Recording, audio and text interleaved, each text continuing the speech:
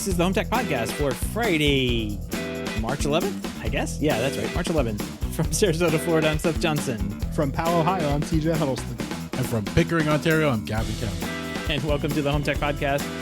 Podcast all about home technology and home automation. This week we're got a couple of, not very much, a couple of HomeTech headlines that came up over the week. A couple new products that popped into the inbox. But I think everybody here is probably, talking about the big announcements from Apple, right? Is it you guys getting new computers? New Apple Max Plus MK Ultra computers? I won't be buying a new computer, but I'm pretty jealous of anybody that does. that new Mac Studio actually does look really nice. The 10 gigabit Ethernet port on it, I'm sure would be really nice to have at certain points. The price tag is not appealing to me though, so I will be holding off. They really built that up so much. They made by the end of their presentation, I really wanted one.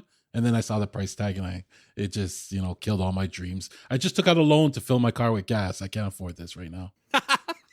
Yeah, gas is up there too. But yeah, so is it 2,000? Well, I guess I don't know what it is Canadian. It's probably double. So $2,000, 2,000 freedom dollars for the base model M1 Max, I guess is what I don't even remember. And then fourth, it's this is just, it's not out of the price range of what I would pay for a computer because I have a Mac Pro that was probably $4,000 to $6,000 computer in its heyday. But according to that presentation, it's a piece of garbage and I should just throw it away in the trash can that it represents. And yeah, I was just blown away. Every computer that they've come out with for the past 10 years or whatever, you could have bought a Mac Pro 3 weeks ago. And they just trashed it. They're like, yeah, this is 30 million times faster. You don't want that anymore. We have the speed. It's even worse when their iPad is faster than your computer now. They have a way of making you really feel bad. Yeah. I will say that the M1, I have the M1 Pro, the laptop version. I can't even keep up with their it's the M1 thing. But they've done a really good job of taking the technology and putting it into making a computer really fast out of it. It does things a lot faster. And I'm talking about heavy workloads for programming and that kind of thing. I have one thing I do that I process a few thousand photos. And it's almost the best way I can describe it is it's like Photoshop from the command line. So I'm basically just processing these big photos, masking, doing all sorts of stuff with images, and then compressing them to make them smaller, changing the file size and all that kind of thing. And that on my Mac Pro from 2013, mind you, but it's a 6-core Mac Pro trash can edition. That thing takes probably 20 seconds to complete. And the M1, the little laptop on a battery on Wi-Fi took 6. So what they're prioritizing these chips to do inside the chip is the exact workload for for what a lot of people need, encoding video, processing images and that kind of thing. All that's built at the chip level. They're able to make it super fast there. Otherwise, you're just using programming. You're using hard coded, you're using a general purpose CPU, and that's not as fast as just having something inbuilt and right onto the processor. So that's good for them, good for Apple. Anybody want a green iPhone? Evidently they have those now. Green. That's the new color. I've never once said I wish my iPhone was green. You know what? With my iPhone, color was never a big thing because no matter what color you got, you were still covering it up with a case. Yeah, exactly. So it didn't make sense to me. Yeah, that's always my complaint too, is I always put a big bulky case on my phones because I'm always crawling in attics or shoving my phone in a wall or something. So the last thing I want to do is beat up my phone. Yep, new phone colors. They have a new budget iPhone, which is the iPhone SE. I guess we all knew that was coming out. Yeah, it's actually not a bad price for, it's an impressive phone. It has the same A15 processor and everything in it that the new phones have. So hey, if you have an older phone, you want to step up, that's a good price point to go to. And they have a new iPad Air. I totally missed that. That one, I assume that it's faster and better. But I think I either walked away or fell asleep during that part. And a new monitor, the new Yes. 27 Studio displays. Those actually look pretty good. Not quite as bright. It's not an HDR monitor, but they look nice. They're Apple monitors. They're going to look good. And I think the monitor I saw actually will work with PCs too. They said there's interfaces, Yeah. so that's, that makes it a little bit more, friendly to me. But I was also looking at things in my budget range, and they released a new keyboard and mouse, so that was good to see too. I always like to play with the custom computer configurators whenever stuff comes out. And you can get the new Mac Studio up to $8,000 if you get it with a 20-core CPU, 64-core GPU, 128 gigs of memory, and 8 terabytes of solid-state storage. So plenty of room to upgrade there if you wanted to. Yeah, I guess. You'd have to really there are people that justify it just by spending the money, right? But and this thing is small, right? This is not like a normal size desktop computer. It looks smaller than the original like Mac Mini, right? But it's taller, like chonkier, I guess. It's a chonkier Apple. I think it's like 7.5 inches tall by like 3 inches wide or something like that. Maybe that's mixed, vice versa. Yeah. Yeah. It's a little, it's smaller. I would say it's like a bigger Apple TV 4K, right? Like it's just a little bit bigger than that, wider and taller. If you kind of just took the corners of the image and stretched it, right? That's what it would look like. But yeah, pretty cool system, pretty cool product they came out with. Oh, look, a purple iPad. Okay. Ooh. I could do the purple iPad. That actually looks nice. There's a blue one too. Okay. Yeah, I do like the iPads. We need a new iPad around here. But I'll have to go price one of those out. It'll probably be $1,000 iPad by the time I get done setting up what I want. And then I'll just put that over there in the wait for later pile. So thanks, Apple. Thanks. Yeah.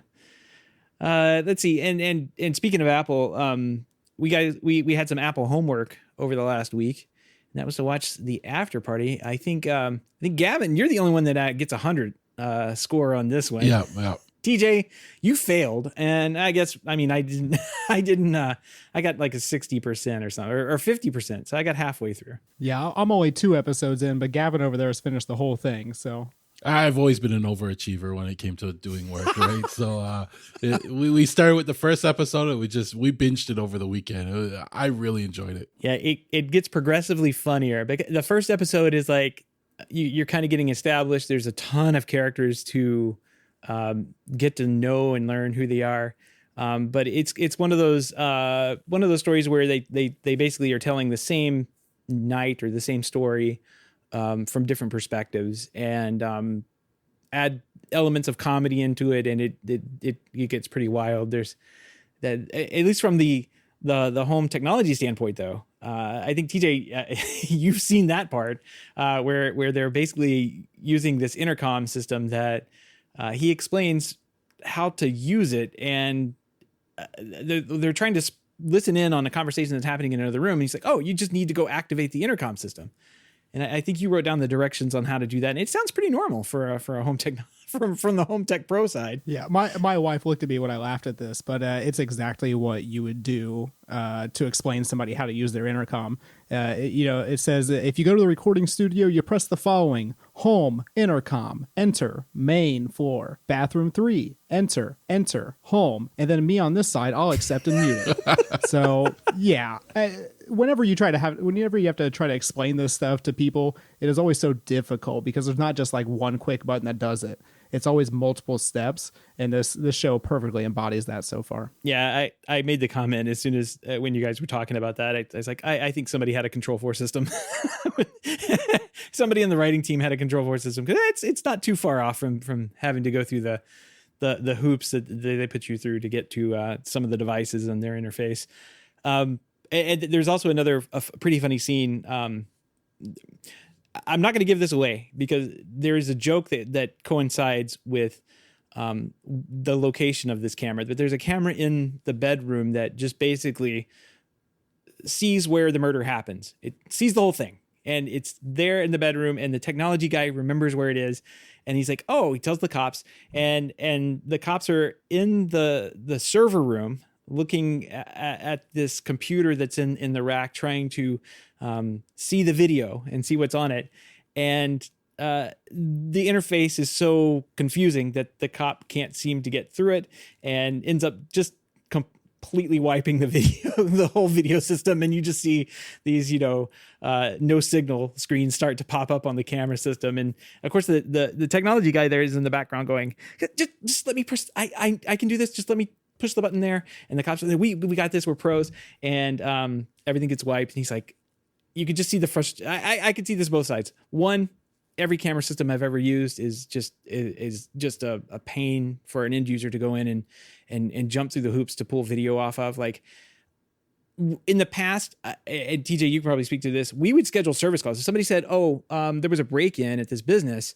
Can you guys, the cops are here now. Can you come get the video off before it goes away? And we'd make an emergency service call to run out there to help them get the stupid video off this dumb, horribly put together software, in VR into the cops' hands. And yeah, I totally get that side of it. On the flip side of it, the guy that's standing there that actually knows how to use it's just sitting there going, just let me press the button. I can press the button. You can get it back. And I've been in that situation as well. So I kind of got a laugh out of both sides of that at the same time. I think they had an integrator probably consulting on the show because some of the jokes were just too like realistic to your business. Like in the first episode, the remote joke, that's a classic. Like, yeah, I'm pretty sure you guys know all about remotes and the troubles with them. So it's a great show.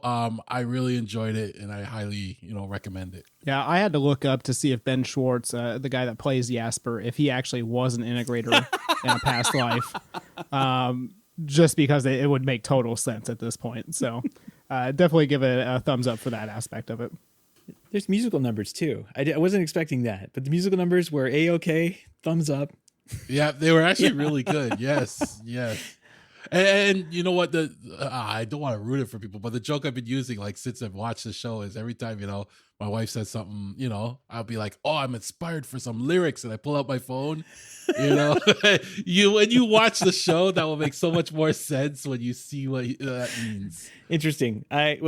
Again, the homework continues. TJ, you can turn it in late for half the credit, and I guess we'll. I'm not sure I'll be able to finish it by next week, but we'll definitely get a couple more episodes in. All right. Well, let's talk a little bit about technology. We talked about Apple, but let's talk about Z-Wave. Gavin, you've been playing around with this new Z-Wave firmware 7.17.1, and you said there's some interesting things going on here. What's up with this? So this is a game changer to me. And I've been monitoring the forums, and for most people that have been playing with this, it's actually been a significant improvement. So before this, this is all about the Z-Wave 700 series, right? So keep that in mind. When they release the 700 series, there are constant complaints, devices, the network hanging, devices not responding, things running slow, especially as you added many devices. And I spent a lot of time on my network tweaking it, and, doing all the getting rid of ghost nodes to making sure the routes were right, minimizing traffic on the network to get it working. But they eventually found a bug and they acknowledged the bug and they actually released a new firmware. And I've been playing around with it in a beta this week. And, it's significantly different. Like all of a sudden, all my devices are responding extremely fast, right? Nothing's dropping off at all. It seems to have fixed all that stuff. My network is running so well. This is how Z-Wave is supposed to be. If you have a hub out there and it has a 700 series chip in it, and they haven't even talked about this new firmware and you're having issues, ping your manufacturer and see what's up with that. Or try and get a hold of the firmware. Keep an eye out for it if they're working on it in beta because it will make a difference on your Z-Wave network. Is this the one that we've been talking about for a while for the 7? Yeah. Yes. Okay. Yeah. So it's the one where, a bunch of people got together to convince, Silicon Labs, that, hey, this is the bug. We have captures now to point out exactly what the bug is. And this is why your network seems to halt under heavy loads. And they finally acknowledged it. They released this update, and I'm telling you, it's a game changer in terms of the Z-Wave world. So walk, don't run to that upgrade. get it done. Yeah, as soon as it comes out for whatever chip you have, whatever, like some people have just the sticks that they add on to Home Assistant. Yeah, and keep in mind, there's other reasons why Z-Wave could fail for you too. So it's not gonna fix everything. Like if you have ghost nodes in your network that can mess up routing and stuff, you still have to address that stuff. Like there's other reasons why Z-Wave can fail on you. But this fixes one of the major reasons, and that was when the network was under a heavy load. And it makes a big difference. Ghost nodes. That's a fun one. Yeah, I've always You said remember there's ghosts in the machine, and that's why. Yeah. Yeah. Why is the system? Well, there's ghosts in the machine. That's the Asimov explanation. Well, a ghost node is usually when people don't remove a device properly. It's kind of left in the routing tables. So when a device has to communicate back, it will try and go through that node and fail after a certain amount of time, but that causes slowness and stuff like that, right? So you got to keep those clean. You got to keep your nodes clean. That's right. Well, title. Hey guys, it was fun. Good experience there from Gavin. If you haven't updated to 7.171, is that what it is? 7.171. Get out there and do it because it's pretty good stuff. But what do you say we jump to some HomeTech headlines? Let's do it. All right, Aqara, the company that we can't seem to not talk about, has jumped into the smart lock market with the launch of the Aqara Smart Door Lock A100 Zigbee. While not the best name, the spec sheet is actually pretty impressive. Let's go through a few of the bullet points here I pulled out of the story. The smart lock is Apple HomeKey compatible, which means that you can use the Apple Wallet to store your key and unlock the door through your iPhone or Apple Watch. It's also in this article, it says one thing in there that was pretty interesting. When your phone runs out of battery or your watch runs out of battery, you can just walk up to your door and still unlock. There's a significant amount of time that the phone or watch will work in kind of a low power mode. And you'll still be able to unlock your door. So that's actually pretty cool. I didn't know that was a feature, and it's really interesting to find that out. So in addition to that, the A100 also supports a number of other unlocking options like fingerprint, password. They have an app, of course, Siri, Google Assistant, NFC, and the barbaric mechanical key. Ooh, who uses those anymore? So you can also create a one-time code or temporary codes using their dedicated app as well. The A100, you'll need an Aqara Zigbee 3.0 hub, and no longer pricing or availability over here in the States or in Canada.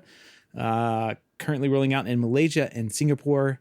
And according to this article, availability will expand to other countries in Southeast Asia and the Middle East in the following months.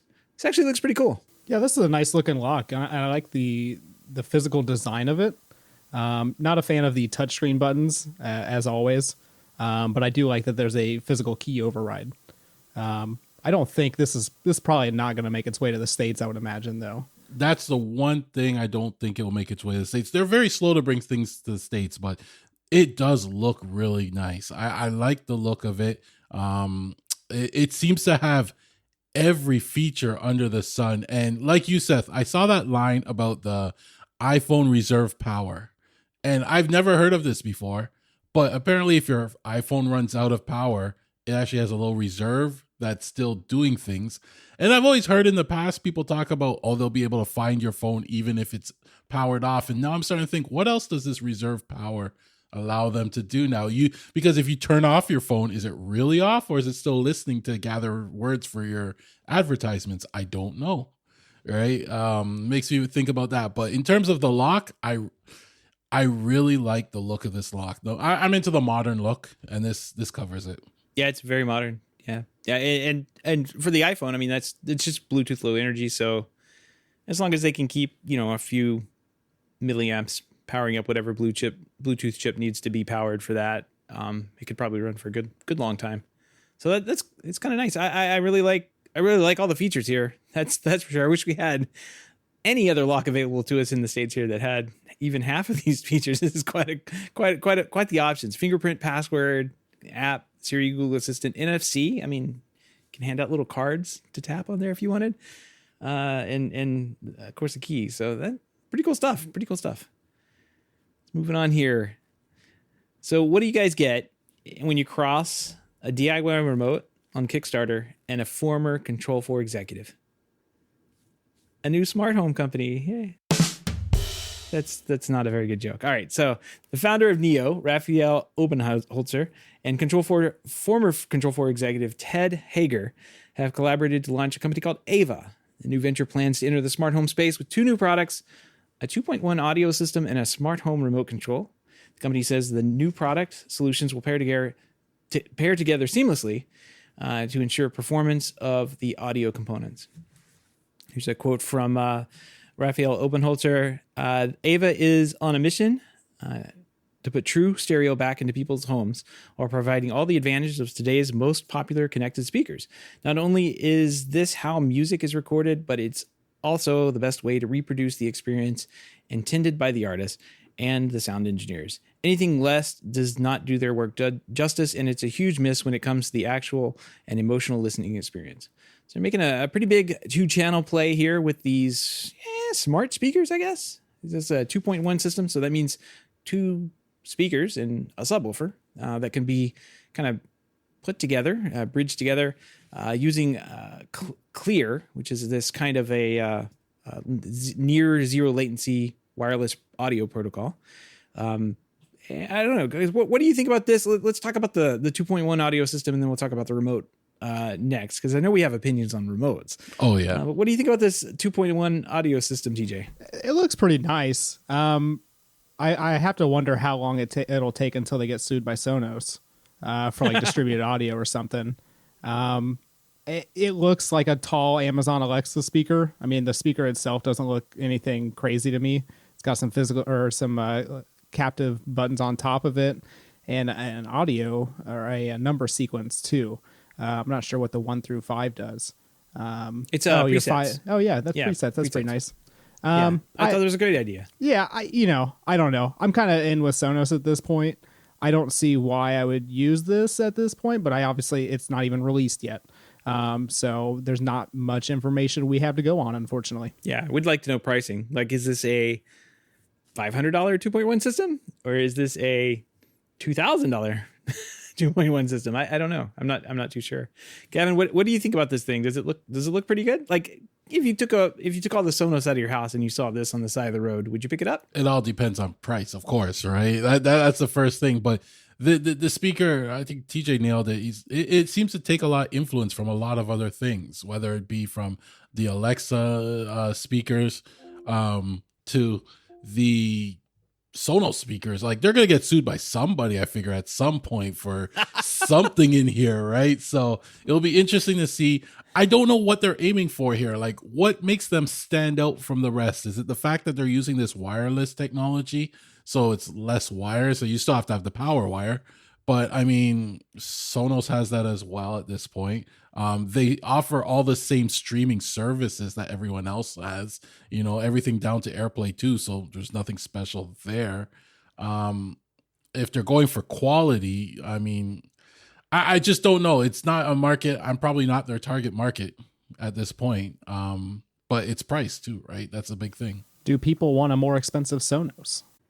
Yeah. Well, it could be that, but it also could be, they kind of seem like what they're targeting is that stereo sound experience. And Sonos doesn't really target. I mean, you can do that with Sonos, but that's not what they're primarily going after. They just want you to have a speaker in the room, and you can add 2, and you can add 3 or 5. Like you can add more Sonos speakers in there, but so these guys seem like they're targeting that listening experience, which Sonos can claim they are, but that's not their goal. Their sales goal isn't to sell you a stereo pair at all.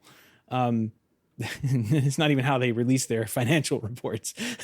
So you can tell what that company's trying to do. I think this kind of, to me, I guess, like the goal, the way I read this article and the way I read into this and what they're trying to do, maybe we can get one of these guys on the show to talk. I actually know both of them personally. I know Ted from way back, and Raphael as well, from the Neo days. But it seems like they're going for a tight integration between a control setup, your AV gear, whatever you have as a source, and the speaker system. And that kind of brings us to a remote control for AV control. We'll kind of talk about it and what it looks like. It looks very similar to the Neo. I mean, in my opinion, if you just took the Neo and then you took an eraser and erased all the buttons off of it, that's what this would look like. Maybe a little bit bigger touchscreen. Not sure. It's Android based, and according to the article, will be the world's first Google certified remote control. I'll let you do all sorts of stuff. Like you can add Android apps from the Google Play Store onto it, directly onto the remote as well. So they're claiming there'll be compatibility to control like the professional AV systems, Sonos, Control 4, Savant, Crestron, Lutron, and more. Has Bluetooth, NFC, an accelerometer to detect when somebody picks it up, an integrated rear panel fingerprint sensor, which was promised on the Neo remote but never showed up, and a GPS, which is, I guess that helps you find your remote when it's lost. I'm not sure what that GPS is for, but it's there. Maybe that's just part of the Android package. All right, Gavin, this ruined your day when we started talking about this remote earlier. So what do you think? Well, first thing I thought when I saw this is I thought like an iPod Nano or even the iPhone, down to the buttons on the side looks like an iPhone just stretched out a bit, and it runs apps and stuff. I don't want to go into a remote rant. You know, this is a nice remote. It integrates well. Oh, but we want you to. Listen, I'm a bit of a remote snob here. You know, there's certain things. I have all Harmony remotes, and there's certain things I really think a remote needs to have. And one of them is buttons, physical buttons. You know, millennials, stop taking buttons off your remotes. You know, like we need more than just up, down, left, right, okay, mute, and volume up, volume down. That's it. We need more. You need a guide button. I can do without the number buttons. We don't even use remotes at this point, Gavin. There's no remotes. I can do without the number buttons. You know, I can do without that. You know, I've settled on that. But please give me, like, I need more buttons. Even the red, blue, green buttons I can program to do something special. You know, but the other thing I thought about when I saw this remote is just yesterday I dropped my remote. Right. Oh, yeah. How is this going to survive? You know how many times we drop our remote in the house and every time we think it's over, no, it picks up and still going, right? And I don't think these remotes will survive a drop test. Maybe that will be a YouTube thing we should do. Drop tests of remotes. Right? Or Urban Armor Gear or a OtterBox are going to have to come out for cases with this guy. Yeah. Yeah, it is kind of the like just a piece of metal looking thing. Like it looks very similar to the Neo remote. Like if you have, I have one of those kind of behind me here, but like I could go dig it out. It takes a while to get out of the incredible packaging that they had back then. But it very much reminds me of that. It very much reminds me of how that looks and feel. And I mean, those remotes exist now. So Control 4 bought Neo, and now they have like a Neo line of their remotes as well. That are pretty much the same thing. I don't know about their durability. I haven't seen too many posts about people, you know, saying that they've dropped them and they've broken, but that may just be because when people do that, they expect it to break. I don't know. Like it may just be because that's what you would think has happened. They probably don't market this remote to people with kids. Right? Yeah, like, yeah. On top of that, right? Like these remotes, at this point, they've minimized it so much. I might as well just use my phone. Yeah, well, it's all. I mean, it's an Android tablet with a little extra metal and a battery. Well, that's the biggest downside I see is that they're advertising up to 6 days on one charge for a 2200 milliamp battery. That is not that long for a remote. Like even current, you know, quote unquote smart remotes last way longer than that. Like if you get a Crestron home remote or Control 4 remote or something like that, they last several months on a charge. And they're not always rechargeable batteries. Sometimes you have AA and whatnot. But 6 days on a charge is not long at all. It depends on how. It just depends on how often you use it. Like the Control 4 remotes, you can. There's Zigbee based, I guess, but you can stick them back on the charger.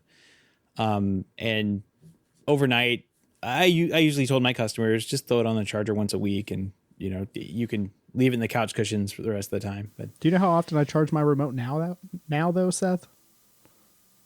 Once a year. Once a year. Once a year. Oh, what are you using? I just use AA batteries though. AA batteries. Yeah, so you don't charge it at all. Throw it away.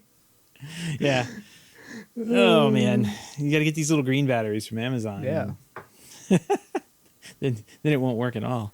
No, this thing looks nice. It's important to note too that it's only for professional installers.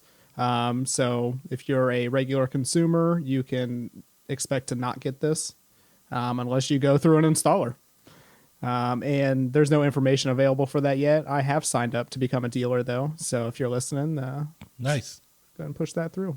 And it's got some really cool features. Like the downloading of the apps open up a lot of things. Like imagine like when you're not using your remote, it mines Bitcoin for you. Like there's so much you can do with this remote. You know, You could show all your NFTs on there. yeah. You could have your NFTs as the background on the remote. You know, we got to get into app design for this remote. Like prepare.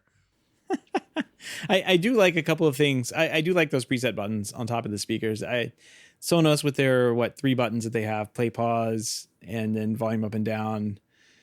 It's very minimal. And, you know, if you loaded a couple of stations in on the presets there, you could go up to the top of the Sonos box and press that button.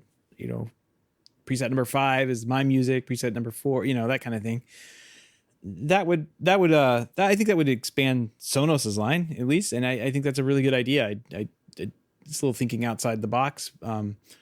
Something that, you know, even Apple could have done with the HomePods, but they didn't. They put a little swirly, whirly screen thing on top that doesn't do anything. So I predict for this company has a bigger play, and I think they're going to come out probably with more devices, or they're planning, and they're going to be tightly integrated together and work really well together. And I can see a future of that. So this is, again, just the beginning of this company, and you can't come out with everything at once. So I think we'll see some more coming from them later on. Do we think they'll be acquired by Snap AV before or after 2023? Yeah, I don't know. We'll have to see. We'll have to see where they go with that. It's interesting. Oh, I see. So they're saying that I was kind of thinking about they're going to be able to control all these Pro Control systems. It's like, well, wait, you can just load the app on there, and then now your remote controls a Control4 system. I mean, it's kind of the same thing. I'd be interested to see how the Android apps scale though, because I know a lot of the Play Store apps and stuff like that have different issues with different size screens. So I don't know if there's any existing systems out that have a screen with a similar resolution as this, but. So who bought the Neo remote again? Control4 bought Neo, the company, and then they jointly basically released or re-released the Neo remote with Control4 branding on it and tied it directly to Control4 systems. And I think it's still the same remote. I don't think they've shipped a new version of it to date. I think it's just still, maybe they've done a couple of improvements. Like I think one of the first things I heard is they may have put some more memory or something inside of it, but other than that, like I'm not too sure if anything has been updated. This looks exactly like that Neo remote. That's why it's just. I mean, even the base. If you remember the Neo Brain, they had the Brain base. This looks just like the Brain base, but I guess it's, according to the article, it's just a chunk of metal that weighs enough. The Brain weighed a ton. Like if you pick that thing up, you couldn't slide it around on your desk. It was really heavy. So. Interesting stuff here. We'll be interested to see what they do come out with. I still haven't seen. Oh wait, here's the spec sheet for this subwoofer. Ooh. There's no pictures on their website of the subwoofer, so I was kind of looking around trying to find out what it was, and I ended up landing on their support page, and there's actually like some support documents for it there. Wow. Okay, so with all the industrial design of everything else, like the subwoofer looks like your standard subwoofer that you see.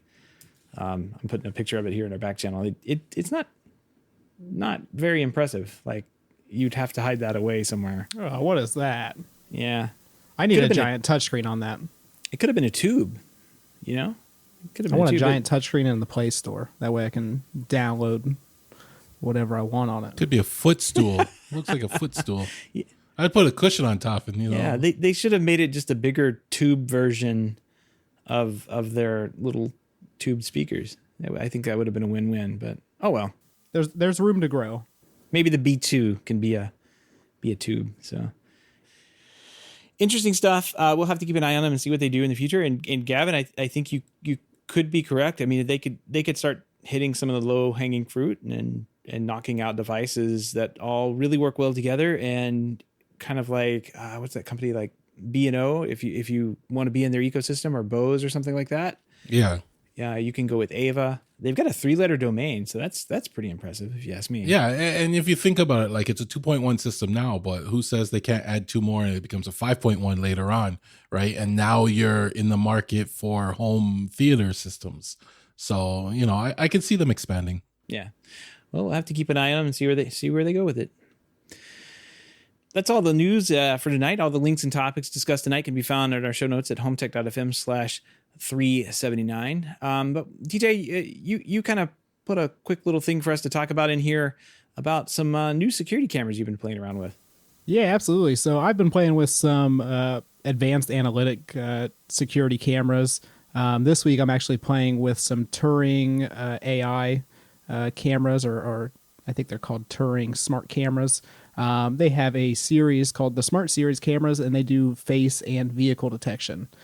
These things are really cool. They look like they're, and I think this is confirmed, that they're UniView rebranded cameras, but they have their own branded smart box or smart bridge that kind of interprets all the camera footage.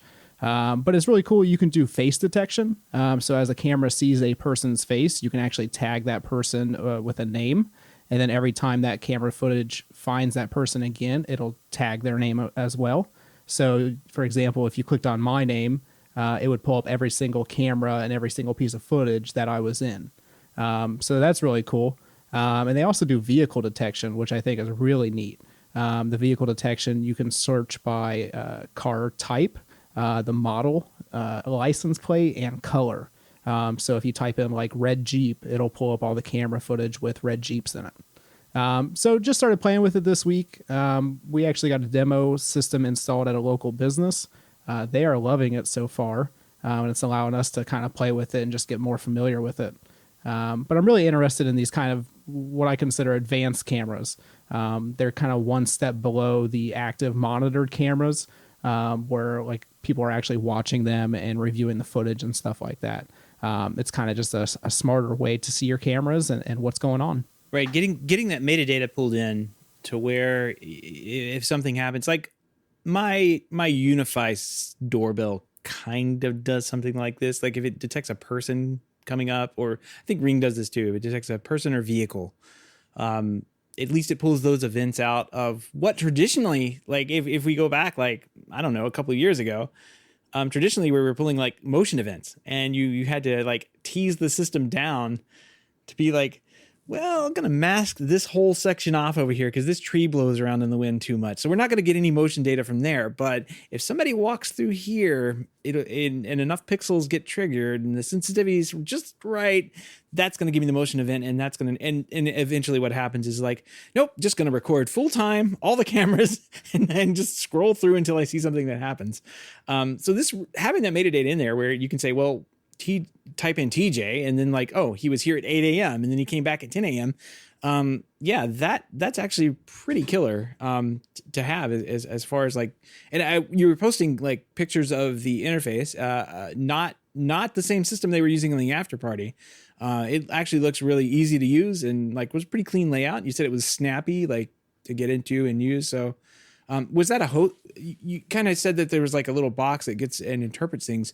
How was that the NVR you're talking about, or is it like this a cloud service type setup? Yeah, so there's basically two setups to it.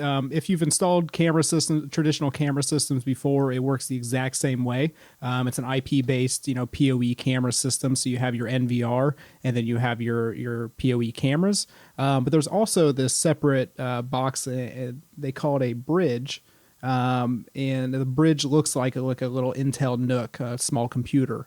And it basically just sits on the network along with the NVR, and that's what actually interprets all the camera footage. So what I really like about it so far is that you don't lose anything that you compared to like a normal camera system. It's still 24/7 recording. You can still set up motion detection for different areas or triggers, like crossing certain paths, that kind of thing. But you get the additional features of face detection and vehicle detection and that kind of thing. There's no physical connection between the bridge and the NVR. They just have to be on the network together. Yeah, and if you wanted just a really like just a not so great interface, but have all these features and more, Gavin, you have the Blue Iris system, which I think can do all of this. Like it can detect vehicles and it can detect, and you were telling us it can detect squirrels in your backyard now, like you've trained it, but you physically had to like twist its arm and say, find the squirrels first, right? Like it didn't come in a box like this did. Well, no, if you add the deep stack add-on to the Blue Iris, right, you can add your own modeling data that identifies certain animals, but that's all based on who programmed the modeling data. And what I've been doing last couple weeks is I actually been capturing images in my yard of various things, and started working on creating my own modeling data to help, identify the animals going through my own yard. And it should give me better results, even better, because the yard's a static image and it's just capturing what's moving now, and it can identify it better. But Blue Iris, yes, it does a lot of this. The amazing part, it does it locally. I don't know if your system, TJ, is it all local? Like if you were to cut it off from the internet, does it work all locally, or does it need an internet connection? So the bridge, as far as I'm aware, does require a constant internet connection. The recording abilities do not require a constant internet connection, though. Yeah, and with my Blue Iris, it's very integrated into my smart home. I do a lot more with it, where I am recording 24 hours. That's a must to me. You have to record to catch all those missed events if you miss something. But it also does like object detection to the point where it can know if a car is in a spot or not, and it can notify you when the what do they call it? If the spot's occupied. Yeah, it does stuff like that too. So it's a great system, but these other systems are really taking it to the next level with their processing. This seems like it was more turnkey, like for UTJ to set. Yeah. I mean, it's pretty much just plug and play. Like I said, if you've installed camera systems in the past, that part does not change at all. It's literally the same setup. Like I said, they're rebranded UniView cameras at this point. So if you've set those cameras up, it's even more familiar for you. But the additional smart bridge thing is not a difficult setup at all. Does it have an API or anything like that for integration? That I do not know, but I will ask and find out. That's something I wish more people would open up to, because you can allow things like if an event happened, pop it up on a TV somewhere or do something like that with your smart home, right? Like speak it over the speakers or, something like that. And if more people did that, it'd be a better user experience. Yeah. And they have some features like that where, like, for example, you can, once you've added a person to the system, you can actually like flag them. To where, like, for example, if somebody's not supposed to be on the property and they come back, you'll get notified, immediately through text message or email or something like that. And I was actually just looking at some of the footage. One thing I forgot to mention is license plate detection, which I think is really cool. So if you're in a busy area, like a parking lot or, a shop, that kind of thing, it can actually detect license plates and you can look up by license plate. So that's pretty cool. If you have an incident, and the vehicle's license plate or the color it was or something like that, it makes it super easy to find footage. Yeah, this is a neat little system. And the difference between, I guess, the two systems we talked about, one is you're trying to get in, do the install, get out, on with your day, and let it ride, like let it do its thing. The other one, Gavin, you want to sit down, you want to tweak it, you want to customize it, yes, and build it back into the home automation system where you can trigger events, lights to turn on and something if something is amiss, or to get a better view. This is neat though. I like it. It's the cameras actually look, pretty standard, pretty good. If they are a UniView, that makes sense. So yeah. And they have color night vision, and I think they call it low.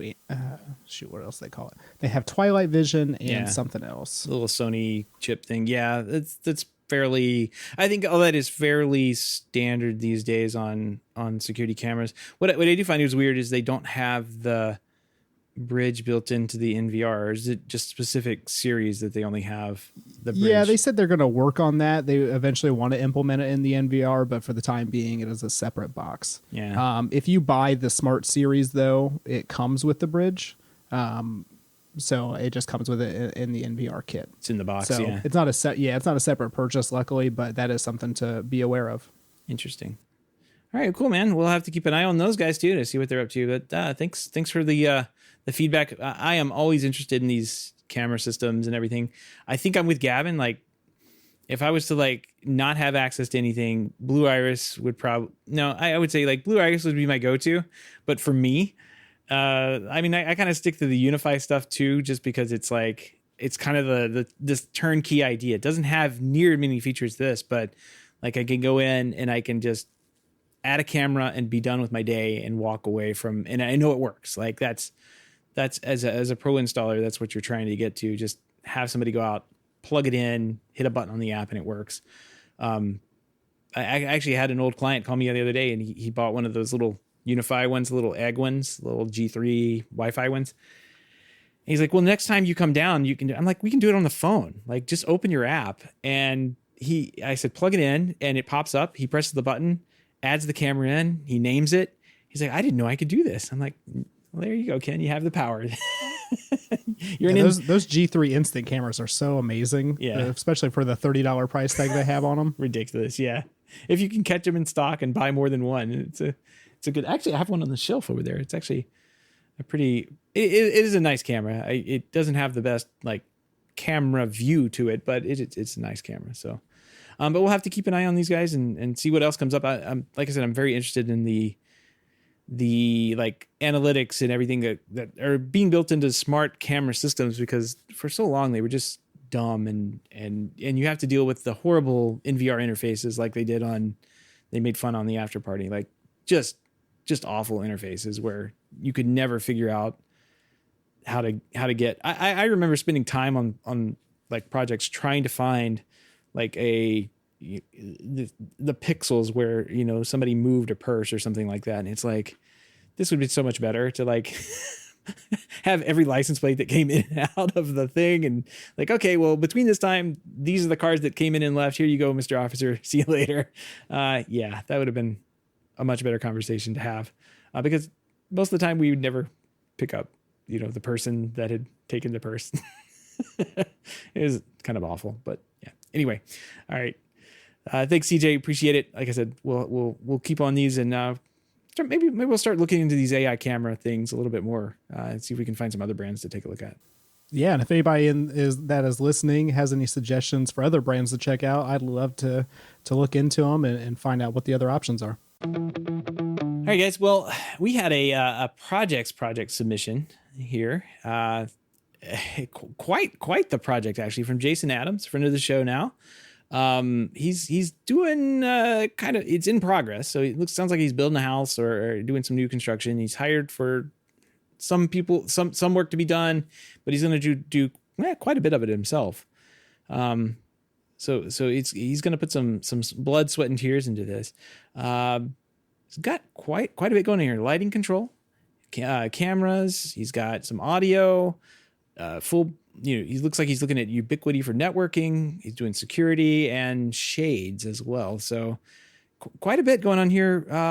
Gavin, I know you look through this. He looks like he's basically looking for some advice on how to do this. He says, let's see, it's quite extensive, so I don't want to like go through and read all of this, but he's got someone that's going to do the electrical and run all the Ethernet cables.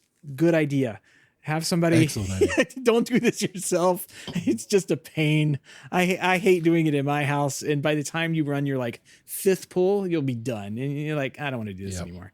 Yeah. And then just make sure you plan out where you want them to go. That's my one advice. Like, pull multiple runs, but you can never have too many runs. Run one to wherever you want a camera to be. Even if you're not going to put the camera in now, have it there. Or two. I mean, or two. Yeah, you're really feeling good.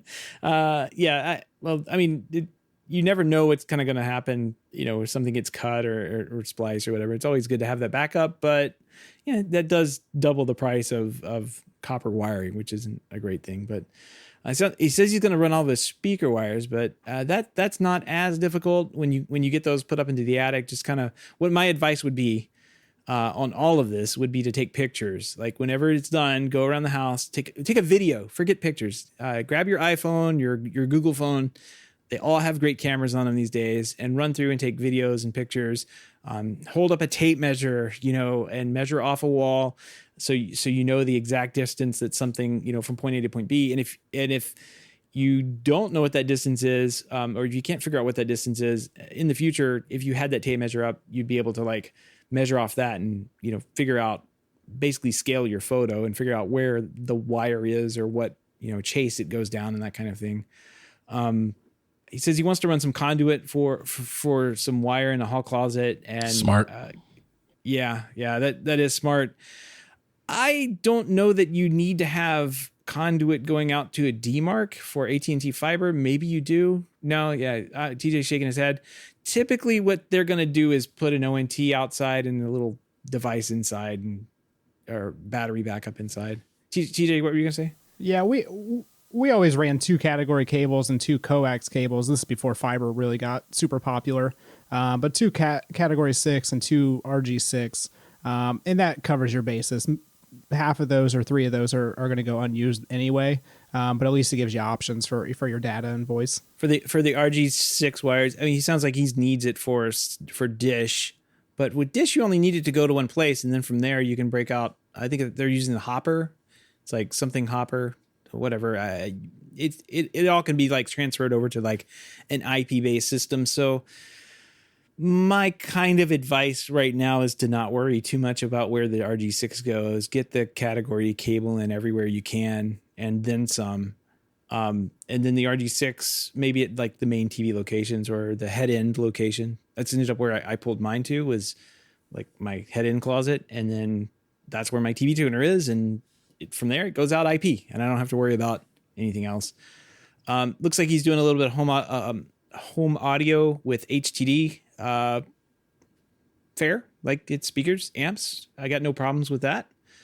I think the only thing I would say watch out for that is how, and I'm not familiar with this HTD stuff, but I would say watch how that integrates into things like surround zones and that kind of thing.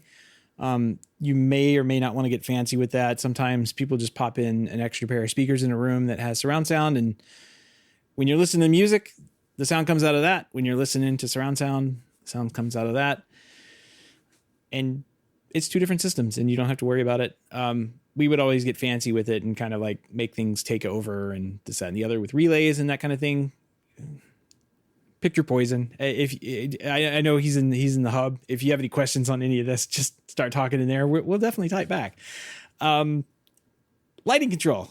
Now, this one started to throw red flags up for a few of us here. So, Gavin, I think you want to say something about his choice in the lighting control. Well, yeah, I don't know if he mentioned what hub he would go through, because he's looking at Z-Wave switches. Home Assistant. So you're gonna. Oh, okay. So it's Home. Oh, yes, there it is. It was right underneath. So yeah, the one thing I had, my switches of choice are either Inavelli or Zeus. Inavelli you can't get; they're out of stock everywhere. So Zeus is, and they make great switches when it comes to Z-Wave switches. The GE, I hear quality issues and stuff with them every now and then. They break down. So just keep that in mind. And if you're going to go with the AOTech 7 USB hub, that I think is a 700 series. So you're probably listening to the beginning of the show where I talked about the Z-Wave firmware. Make sure you have the latest firmware on that. It should, prevent you from having to go through what I had to go through and fight with the Z-Wave stuff. But that should be fine. Home Assistant's great. I have nothing else to say about that. It looks good. Home Assistant, we say only good things about Home Assistant, or we'll get yelled at. I'm not allowed to talk bad about Home Assistant. Yeah. I will back up the Z-Wave switch change as well. I've been hearing a lot of these switches have started dying. A lot of them a lot of posts I've seen in the home automation subreddit. So definitely a good resource for that kind of thing. Yeah, lighting control is one of those things that you don't want to have a problem with, because the basics are so, it's frustrating if you walk into a room and you turn on a light and it doesn't turn on, period. And that may not be frustrating for you, but for other people in the house, if you walk in and you push a button and it reliably does not turn on the light, or like in my case, we have a button in it, Control 4 never made great keypads with their second gen of lighting, maybe their first generation lighting either. you walk in, you tap the button in the bedroom, the light turns on, and then it turns off. It's like it registered 2 clicks for some reason. I think it's because the keypad is loose. I can go and I can push the button. The light turns off, turns on, doesn't turn off. The light turns off, doesn't turn on. Someone else in my house can do the same exact thing and have the complete opposite result. So just keep that in mind when you replace it with stuff. You especially lighting control, you want it to be super duper reliable. Network Unify Dream Machine SE. Looks like he's going Wi-Fi 6. Got no problems with any of that. Wi-Fi 6 Enterprise. I'm jealous. Let us know how it is. And if it's way bigger than the long range, because the long range is on my ceiling right now and it is massive. You got to get those antennas in there. Let's see. I'm kind of going to skip one and go to the cameras. PoE cameras, talking about you and Unify 2. I if you've got the Dream Machine SE, pop a hard drive in the thing and, hook a couple of cameras up. If you need more storage, how many did you say? 1 or 2 by the front, 1 by the garage, and 2 by the, that'll be fine. Like 5. That'll be fine with a decent sized hard drive. Should be good to go. And then shades. We had a good conversation about shades with no direct answer. So that's not going to help anybody. But I think the consensus for shades was basically just look at all your available options now and just see what the best course of action was. Gavin, I think you were recommending running actual, AC power and like a control wire of some sort, like a 16.4 or maybe a category cable. Yeah, figure out what the most common ones are and what they use to get power to their shades and run the power. Like, it doesn't hurt to have it there, but get the power there and then figure out the shades after. I have Hunter Douglas shades and they're all battery powered. Each one takes 12 AA batteries, and you should see how many batteries I go through. Like, it's 36 every time that all 3 of them die, but they last about a year, so it's pretty good.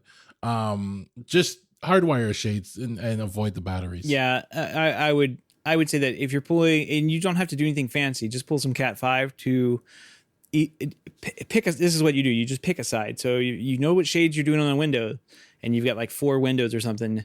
Just pick the side and run a Cat 5 up into the wall right there. You don't even have to take it out of the wall. You can just leave it tucked in the wall and just take a picture, and you'll know it's there for whenever you put the shades up. As long as the shade guy doesn't put a drill wire, drill right through your wire, you should be good to go. Ask me how I know. But yeah, Gavin, that was a great suggestion there. Depending on the width of the window, the type of fabric, that'll determine the motor that you need. So if you have a big wide window or some really heavy fabric, that's going to determine if you need the 120 volt AC motors, or you can live with 12 or 24 volt or 36 volt motors, low voltage motors. Those you can either power on like either a Cat 5 cable or speaker wire, like 16.4 or something like that would probably be pretty universal for you there. So I wouldn't worry too much about the 120 volt shades, like some high voltage shades, unless you know that you're going to need them. But pick a side, left or right, and just do all your windows at that point. And that way, when you go to order the motors, you'll say, well, the motor's on the left-hand side. That's where the wire comes out the wall, and that's where the power is going to be. And you don't have to deal with batteries. Great idea. And there's one thing in here, video looking for suggestions. He's wanting to use HD-based T or some kind of video over IP from his dish receiver in the media closet to the living room TV, as well as hooking up Apple TV and maybe an Xbox with some kind of balun of some sort. He has Plex servers on his computers for movies. So I guess you could probably use an Apple TV or Roku or whatever media player for that. That's not a big deal, but getting the video from point A to point B. TJ, do you have any suggestions on kind of like the main media room? Yeah, if you're this is for the HDMI extender. Yeah, like HD-based T or over IP. Yeah, there's I'm a big fan of the mono price version, and that's what I was trying to look up right now. They're pretty affordable in like the $100 to $200 range. For example, if you just need like a basic extender, you can buy a 50 meter one for $47. And that'll just do a basic HDMI over category cable. So I guess it depends on what your exact needs are on that. Most people don't need anything fancy with that, though. Looks like you might need a switch too, like some type of like an HDMI matrix switch or something like that to change between the sources from a dish receiver, Apple TV, and Xbox maybe. Yeah, we'll have to. I'll have some suggestions though. We can post it in the hub. He joined in this week actually, so that'll be some good info to share back and forth there. Yeah. I wouldn't suggest any video over IP unless you're going to share it to multiple rooms, like from the base location. If you run, and this is what I did in my house, but then I don't actually utilize this at all. I have basically one or two sources in my closet, and then I feed the 3 or 4 TVs that we have.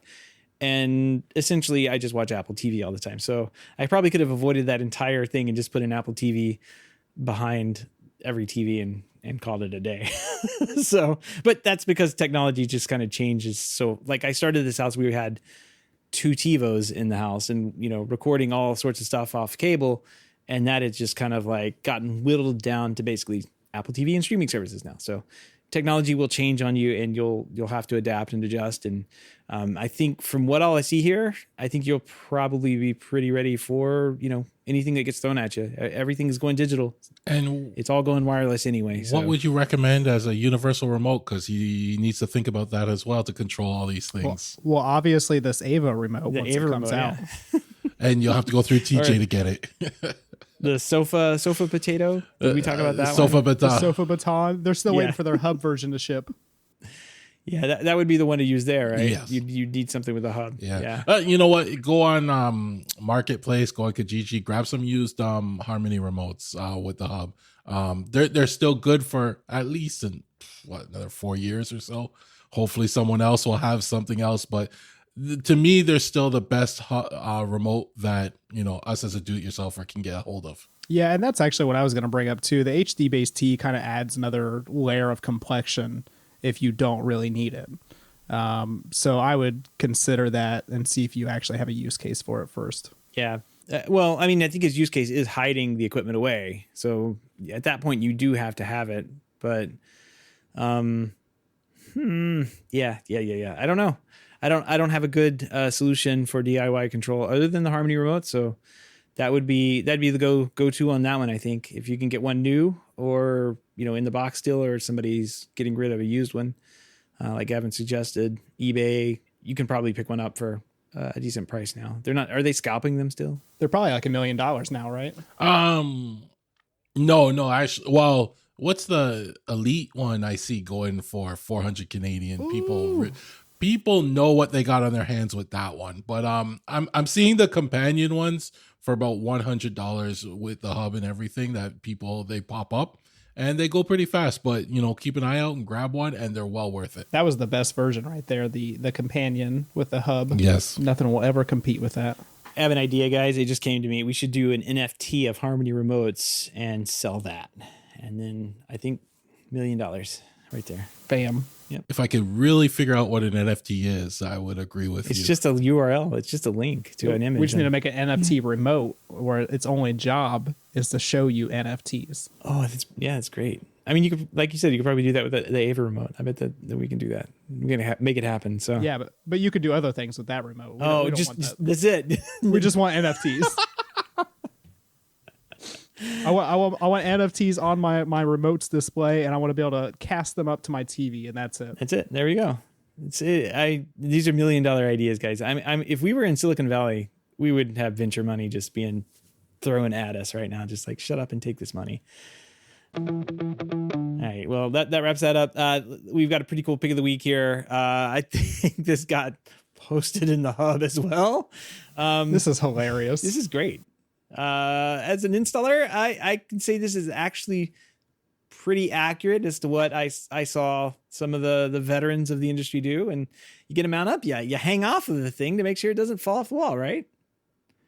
And I'm gonna hit play on this thing because this guy's great. So 1, 2, 3, sync the play now. You see me, I weigh 170 pounds. If I can sit on this mount and not do shit, then you know I'm the man to mount your TV. Stop playing, because it ain't coming off the wall. Hit me up on Instagram, and his name Maurice, or call me, 314-536-1661, and I'm going to mount your motherfucking TV. That's what he said. That's what he said. All right, guys. Yeah, this is brilliant. This is brilliant. If this guy isn't booked for the rest of the year, there's something wrong with the world. Like, he knows how to mount a TV. This guy knows how to mount a TV. When I saw this video, I thought of you guys. I go, this is perfect advertisement. Like, why don't you guys put up ads like this? I wanted to hire this guy to hang my TV. I don't have any TVs to hang, and I don't want to hire this guy to hang a TV. I know. I used to work with a guy down in Orlando that always hung off his TVs like this whenever he got done with it. And I always waited for like one to fall off the wall at some point. But if you're listening, Ken, that was, this guy's taking your place. Yeah. I mean, he's sitting on this thing. I mean, this is the articulating mount. So, I mean, he hung it on there. It's not coming off the wall. There you go. That's perfect advertising right there. Exactly. Pretty good amount too. If you have any feedback, questions, comments, picks of the week, or great ideas for the show, give us a shout here. Our email address is feedback@HomeTech.fm, or you can visit HomeTech.fm/feedback and fill out the online form. All right, guys, that wraps it up for another week in home technology here. We not much in the way of news. I think everybody saw that Apple event where like, don't release anything in case they have like a one more thing, so maybe we'll start hearing, news over the next couple of weeks. And that one more thing used to be like big back in the day. Like I miss it. That one more thing, and it was the shocker. They need to bring that back. They're too big now, unless it's like software side. Now all the hardware gets flushed out, by supply chain leaks and that kind of thing. I don't know. What they've done with these processors has been pretty impressive, I thought. Like, kind of knew they were coming. If you think about this as the A15 technologies in the phone, I'm pretty sure this is all like A13 based. So, like, they've got runway to go. Like, the phones are still the faster process, the better technology. So you can see kind of like, okay, if I go back 2 years to my iPhone 10, I guess it's 10 10. That's what this M1 stuff is all based on. The iPhone 13 is a whole lot better than the iPhone 10 was. So, I think this Apple company may have something to it, guys. I don't know if I haven't looked at their stock price or anything, but they may be doing pretty good.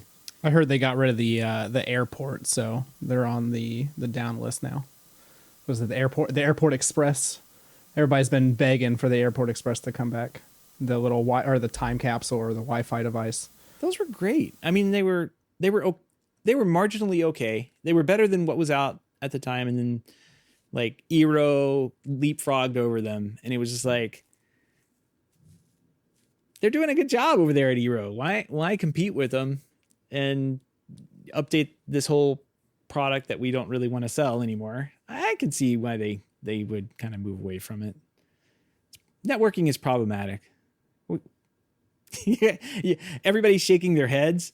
This is a podcast, guys. You have to agree on verbally. No, I know. It changes too fast. It changes pretty fast for them that they probably don't want to get into that. Into updating a network device even yearly. They probably want to only update it every 4 years, if anything. My network has been working great, so I try not to talk bad about it. Well, we all know that the only thing that keeps Gavin's network going is if he mentions the printer on the show, and that his printer's working. So, Gavin's your printer working? I don't need to talk about my printer because I don't like to talk. I don't like to talk about things that are still working every day. It's such a great thing when it still works, it works, and you don't have to worry about printing. Every time I look at it and I see a printout sitting on this thing, I'm so happy to pick it up and take it to the wife and say, "Here you go." The light switches are working now too, so she's really happy. There you go. This technology's only been around for about 30 years now, but we can finally do it seamlessly. Yeah. It's great when it works. Absolutely. Well, we want to give a big thank you to everyone who supports the show, but especially those who are able to financially support the show through our Patreon page. If you don't know about our Patreon page, head on over to HomeTech.fm/support to learn how you can support HomeTech for as little as $1 a month. Any pledge over $5 a month gets you a big shout out on the show, but every single pledge gets you an invite to our private Slack chat, The Hub, where you and other supporters of the show can gather every day for inside baseball conversations on everything. Apple Watch Party. We were in there, in real time, kind of commenting and saying things about what was on screen. It's always a good time. It's always a good time when we have a live event that we can all kind of gather around for technology. Let's see, if you want to help out and support the show but can't, Do it financially, totally understand. Just appreciate a 5-star review on iTunes or a positive rating in the podcast app of your choice. That wraps up another week in home technology. From everyone here, have a great weekend, and we will see you next week. Take care. Adios.